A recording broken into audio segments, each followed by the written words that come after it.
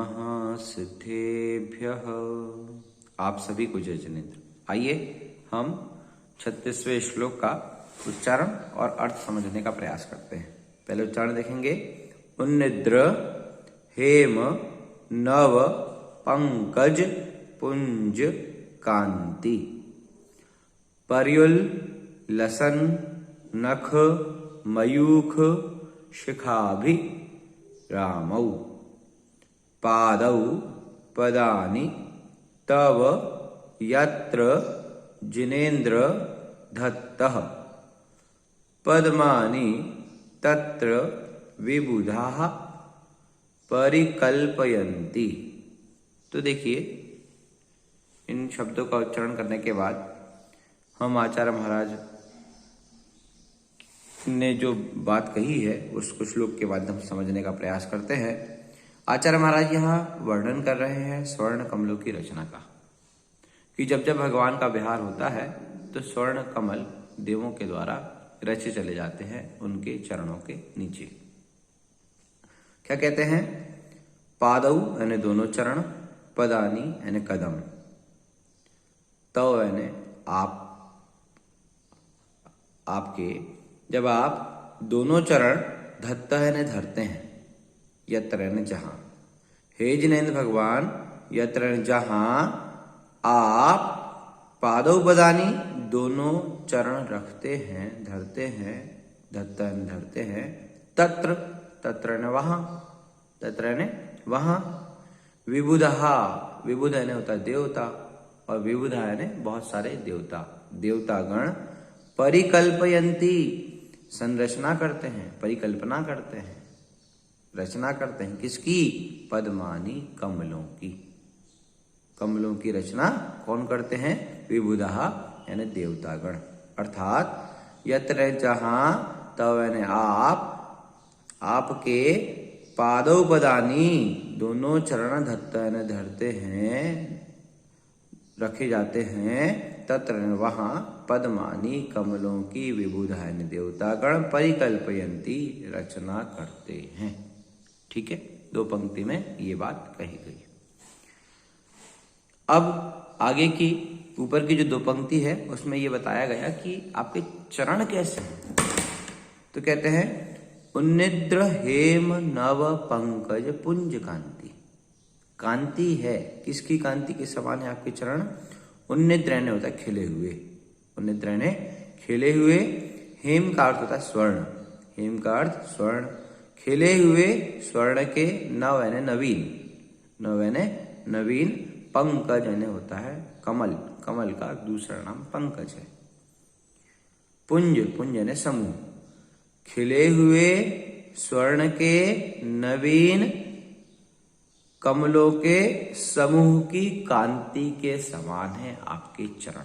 देखिए, हर एक शब्द बहुत जरूरी है। कमल के समान है इतना कहना पर्याप्त नहीं था, क्योंकि प्रभु के चरण है। कैसे कमल के समान है? तो खिले हुए कमल के समान है, बंद कमल के समान नहीं है। स्वर्ण के कमल के समान है, सामान्य कमल नहीं है। नव यानी नवीन कमल के समान है, पुराने कमल के समान नहीं है। जिसकी कांति हीन हो गई वो कमल के समान नहीं, नवीन कमल के समान। पंकज कमल के समान, पुंज यानी समूह। और एक कमल के समान कांति नहीं है आपके चरण की, पूरे के पूरे कमलों का जो पुंज है उस पुंज के समान आपकी कांति। जब बहुत सारे कमल आएंगे, और कैसे कमल? उन्निद्र हेम नव पंकज पुंज कांति। उन्निद्र हो, हेम के हो और नवीन हो, ऐसे कमल। और कमल कितने? पुंज, कमलों का समूह। उन कमलों की समूह की जो कांति है उस कांति के समान आपके चरणों की भी कांति है, ऐसा पहली पंक्ति में आचार्य महाराज ने कहा। पर्युल्लसन, पर्युल्लसन है ना सब और फैले हुए, फैलने वाली, सब और सभी तरफ फैलने वाली, सारी दिशाओं में फैलने वाली। नख, नख है नाखून। मयूख है होता किरण। हम मयूख शब्द पढ़ के आए हैं, पहले भी श्लोकों में आया है। मयूख है होता है किरणें। तो सब और फैलने वाली जो नाखों की किरणों की शिखा भी यानी होता है अग्रभाग से सुंदर है।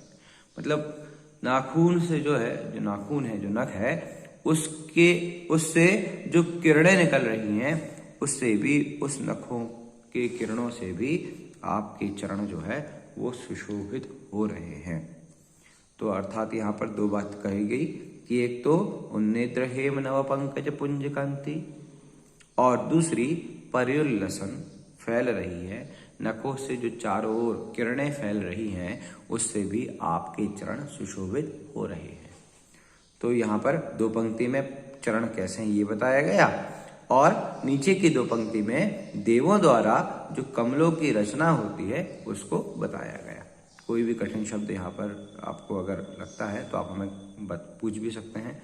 उन्निद्र यानी खिले हुए, हेम यानी स्वर्ण के, नव यानी नवीन, पंकज यानी कमल, पुंज यानी समूह, कांति का अर्थ आप समझते ही हैं, पर्युल्लसन यानी चारों ओर फैली हुई, सब ओर फैली हुई, नख यानी नाखून, मयूख यानी किरण, मयूख यानी किरण, और किरण का शिखा भी यानी अग्रभाग, आमो यानी सुंदर।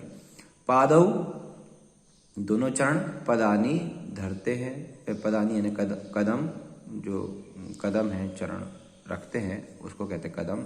तव यानी आपके, यत्र यानी जहाँ, हे जिनेन्द्र भगवान, धत्त यानी धरते हैं, पद्मानी बहुत सारे कमल, तत्र यानी वहाँ, विबुधा यानी देवता गण, एक देवता नहीं, देवता बहुत सारे देवता गण, परिकल्पयंती यानी संरचना करते हैं।